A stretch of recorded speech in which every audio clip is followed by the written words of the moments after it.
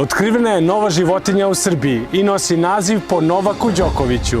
Radi se zapravo o novoj vrsti insekta koji je otkriven u zapadnoj Srbiji u blizini Ljubovije. Novu vrstu retkih insekata je pronašao biolog Nikola Vesović, a s obzirom na njene specifične karakteristike, odlučili su da je nazovu po jednom od najboljih igrača u istoriji tenisa. Glavne osobine ove bube su da ona opstaje i pod najsurovijim uslovima prirode i da preživljava čak i tamu. Sposobnost prilagođavanja u nepovoljnim situacijama i bitke za opstanak u teškim momentima su osobine važne za svakog sportistu, ali su to i osobine koje su veoma važne i za preživljavanje i van terena. Novak Đoković je ostao istrajan u različitim teškim situacijama, kako kroz dugotrajnu sportsku karijeru, tako i u teškim momentima koji je doživeo u posljednjih godinu dana. U znak poštovanja prema svim podvizima u proteklih 15 godina i znak zahvalnosti što nas svih tih godina čini ponosnim i srećnim, dr. Nikola Vesović je odlučio da novo otkrivenom članu životinjskog carstva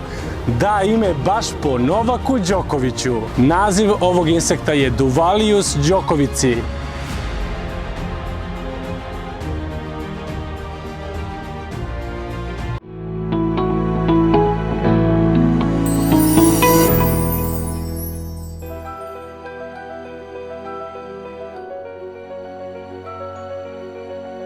Da li znate da se u Beogradu pojavila polarna svetlost?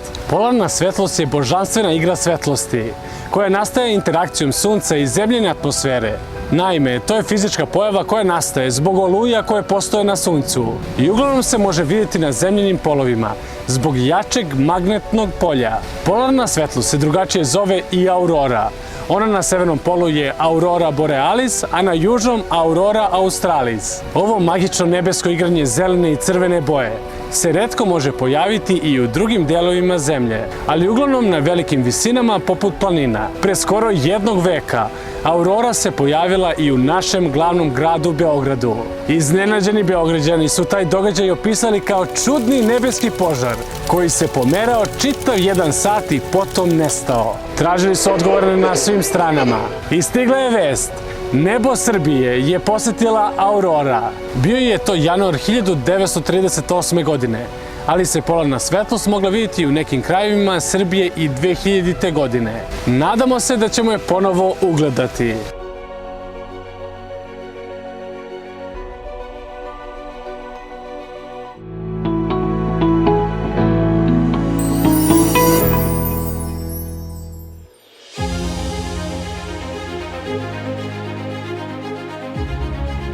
Kako je o Srbiji govorio osnivač moderne Republike Turske, Kemal Ataturk? Bilo je to doba kada je Kraljevina Jugoslavija već bila formirana, vreme nakon Prvog svjetskog rata, vreme kada je srpsko stanovništvo pokušavalo da obnovi svoju državu i privredu. Ataturk je podržao gradnju železnice koja je njegovom željom prolazila baš kroz Beograd. Za vreme njegovog predsjedništva Turska je doživjela procvat, a zbog svoje diplomatije i mudrosti postao je jedan od najmoćnijih ljudi tog vremena i u istoriji ostao poznat kao pravedan oslobodilac koji ni jednu bitku nije izgubio.